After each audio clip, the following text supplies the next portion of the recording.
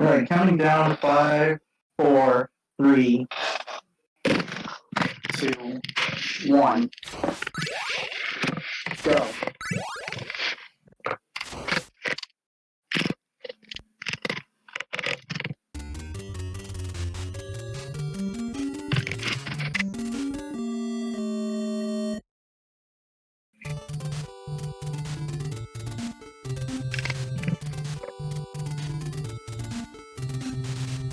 Alright, so we're starting off with stage 1. Stage 1 has 2 frame perfect tricks, both a stopwatch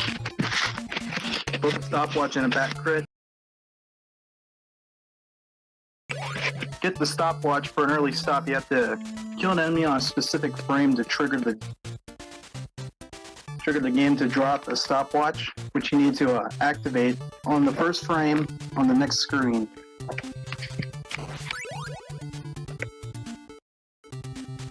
So if Cthulhu gets a frame perfect watch grab from one of the zombies, both TheMechanicalKoopa and TheMechanicalKoopa don't have it yet. But there is a backup to getting the watch if you get hit by a bat on a certain frame.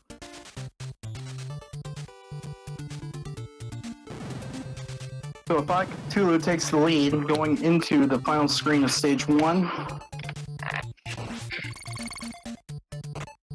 you grab the bush and he takes a clunk at the end of the stairs to get a consistent pattern from the bat. And if you miss the bat with the crit, you can just use the stopwatch as a backup and whip the bat while the stopwatch is active.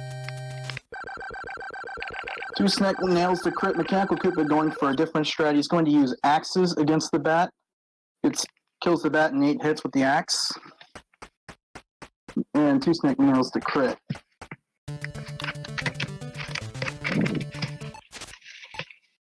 Stage 2 is different. The first screen, if you have the stopwatch, you can just freeze the knight and the bat. If you have axes, you have to throw 2 axes to kill the knight on the way up.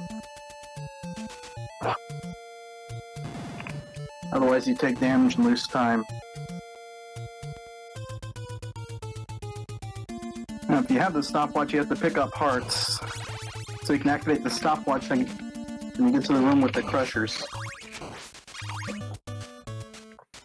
So most runners typically go for the big heart at the end of the screen.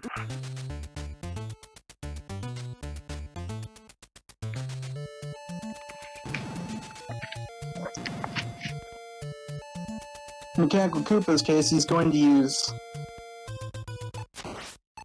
to avoid the watch. He's going to just have to whip the holy water candle.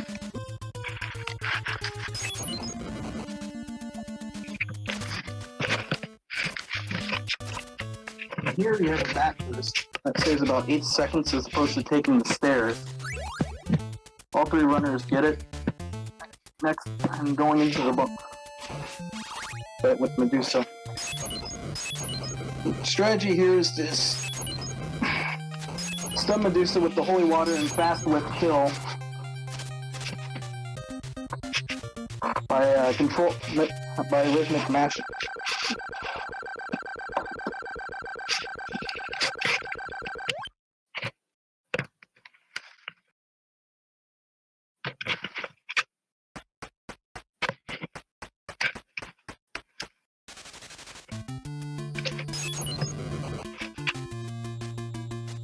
Next up is stage 3. First trick in this stage is to get the Flea Man boost. And also, the key thing to look at is the hearts. You have to keep the heart count under 8 in order not to trigger the long whip, in order to gain a skip in stage 4. We'll make the cave skip in stage 4 quicker and easier.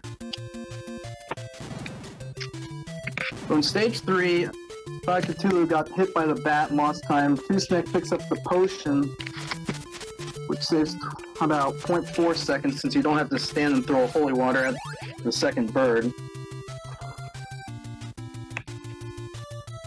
And the next room here is probably one of the hardest rooms in the game, where you have to jump over 2 bone pillars.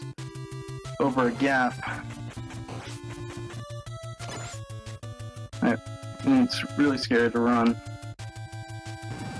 So Fight Cthulhu and Two Snake both get the through the room flawlessly, same with Mechanical Koopa. The final room going into the mummy fight. The mummy themselves can be killed easily by going the crosses. When the two mummies overlap to trigger a multi-hit glitch, which damages the mummies, alternates damage between the mummies on alternating frames. Fight Cthulhu takes a death in stage 3, which means you won't have the cross from the mummy fight, which makes the fight a lot harder. And as a result, Two Snake takes the lead going into stage 4. And Fight Cthulhu has to do the mummy fight with the long whip as opposed to the cross.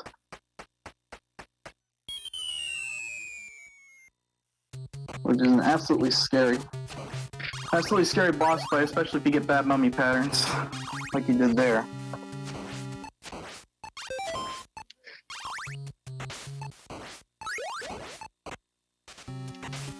Going into stage 4, Two Snake was unable to freeze the bat on the right frame, which means he got the low bat pattern. Same with Mechanical Koopa, who dodges a frame-perfect axe drop from one of the bats.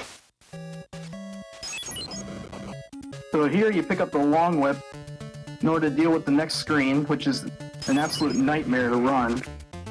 Eagle's dropping Fleeman, and there's a good chance that, depending on what frame you kill the Fleeman or the birds in, you get either an axe or another item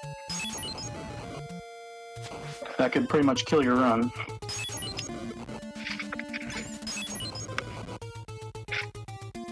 So leaving the hallway, Two Snake still has holy water. Mechanical Koopa gets a potion drop, fortunately in 7 acts. So both runners are in pretty good shape going into the Frankenstein boss fight.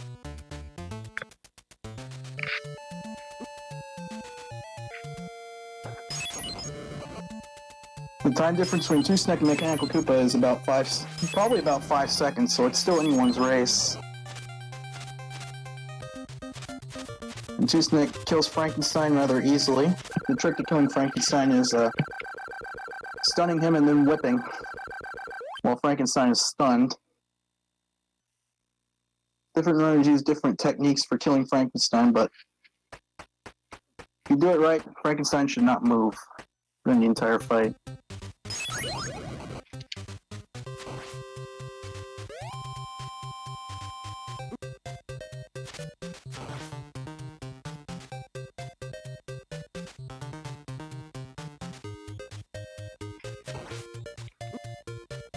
Going into stage 5, Two Snake gets the fast bone, which saves about 0.8 seconds over not getting the fast bone. He's taking a pretty decent lead on Mechanical Koopa. Mechanical Koopa also gets the fast bone pattern.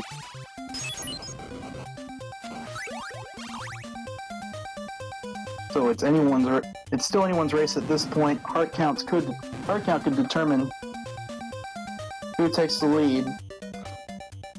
Stage 5 itself is not difficult if you have holy water, but once you lose it, if you die in stage 5 and lose holy water, this stage becomes quite a challenge.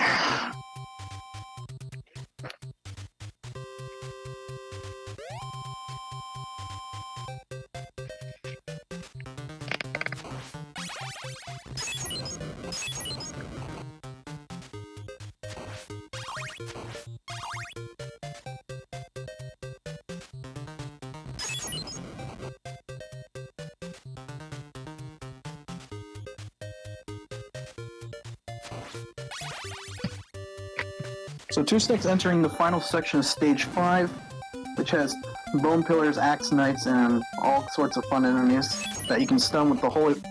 It requires the holy water to stun, and you can just walk straight through them.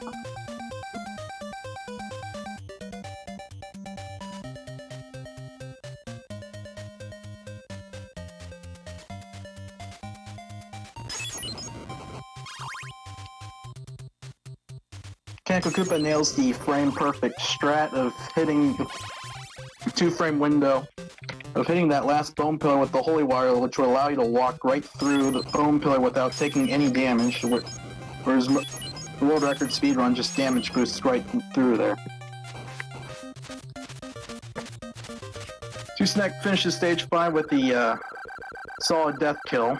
TheMechanicalKoopa starting death. He's going for the fast kill, gets hit by death. It's down to his last hit and takes a death. Death can be quite tricky. They kill if you miss an input. So Two Snacks entering the final stage of the game, stage 6, where the bats can be quite trolly if you do this section just a bit differently than what you plan for speedrun strats. So it gets past the middle bat, now the 4th and the 5th bat. TheMechanicalKoopa taking a death to death means he's unable to pick up the holy water. So he's going to try and build up a triple shot axe against death by accumulating hits with the cross. I believe it's 8 hits with the cross allows you to drops the multiplier. And unfortunately, he ran out of hearts. So now he's in a bit of a pickle.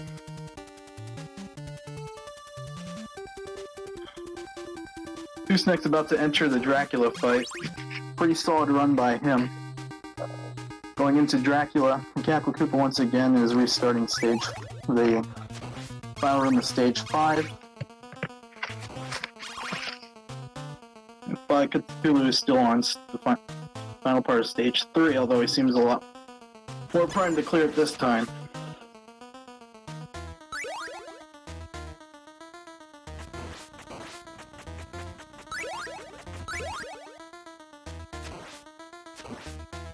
Two Snack gets the fast pattern for Dracula, and he's going for the crits, but doesn't get it.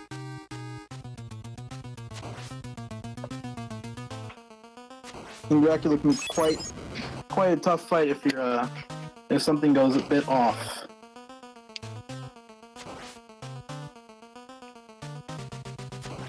Alright, so Two Snack killed Dracula, now he's on to the second form of Dracula, which is jokingly referred to as the Cookie Monster.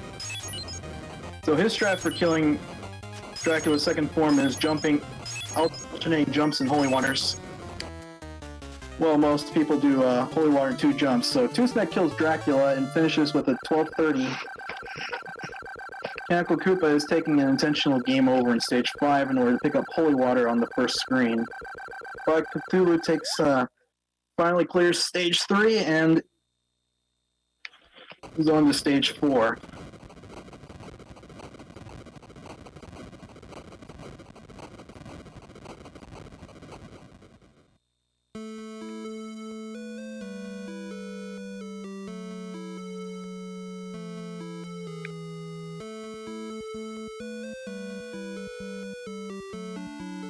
Black Cthulhu gets the high bat but misses the holy water. When you do the K skip, you can do a pause buffer if you don't freeze the fishman on the right frame. Try and increase your chances of nailing the skip.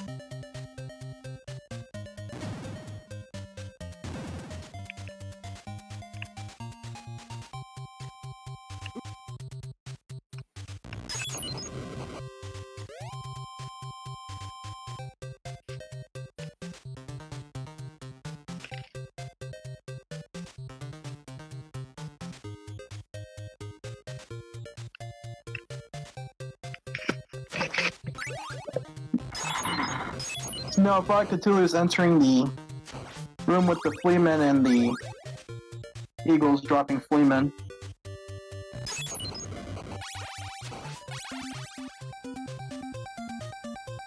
Gets through the first 4, despite getting a heart drop.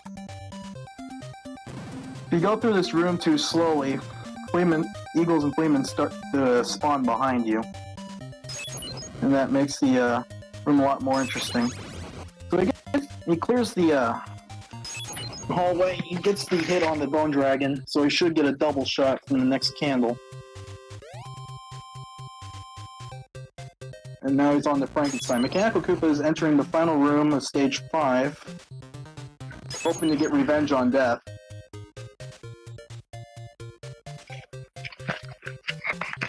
Killing him earlier in the run.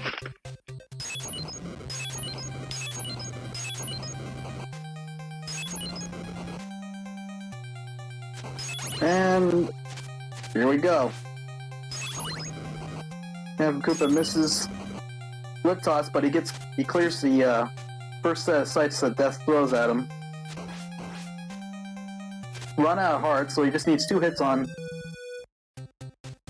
Death, and unfortunately dies as the orb spawns in. Tough break.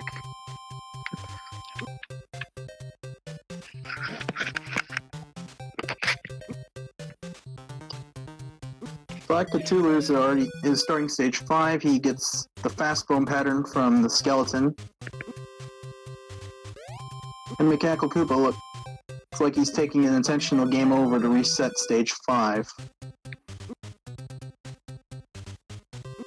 This game can be quite brutal, especially in a no reset run setting if things are just a bit off.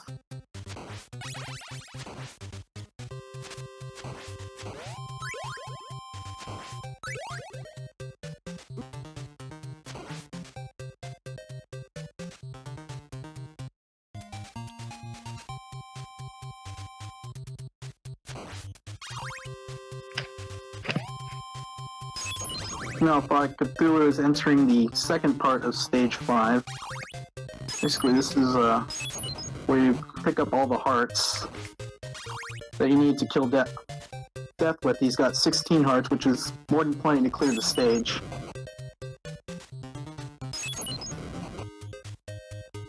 Mechanical Koopa has reset the stage, and he's going.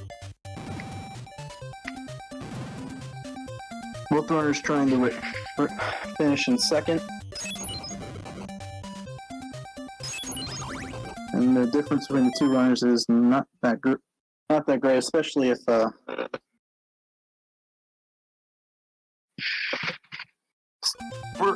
either of them stage 5 continues to go poorly.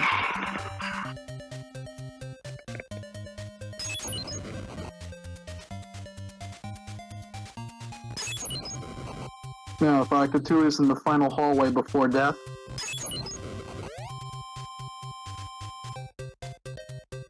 Mechanical Koopa is entering the final section of stage 5. Death's been getting his Black Cthulhu with a nice, quick, easy kill on Death, and will enter stage 6.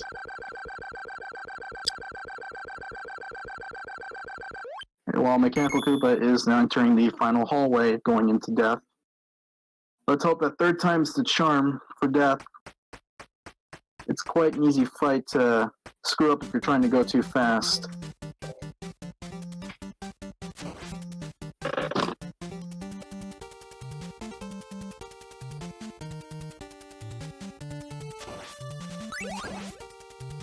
And unfortunately he ran out of hearts, and Death breaks free of the stun lock.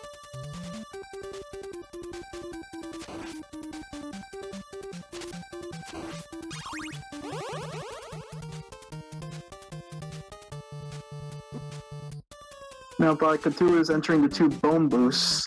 Gets the first. Nails the second. Gets but misses the jump across the stairway. He got good patterns for both skeletons. In that case, and this section can be quite difficult, so that's why you get the stopwatch to freeze the eagle and fleaman so they don't drop on top of your head.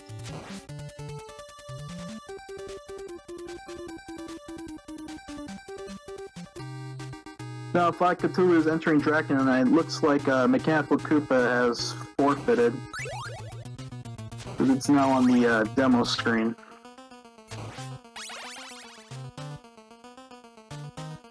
Black Cthulhu will be starting the Dracula fight with 10 hearts, which is a little bit low, but certainly manageable. Gets the fast Dracula Form 1 pattern.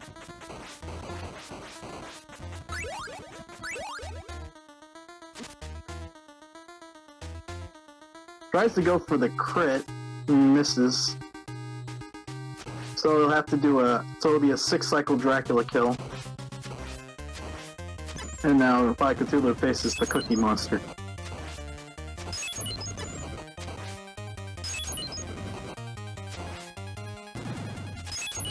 So he's electing to, with the low amount of hearts, he's electing to play it slower.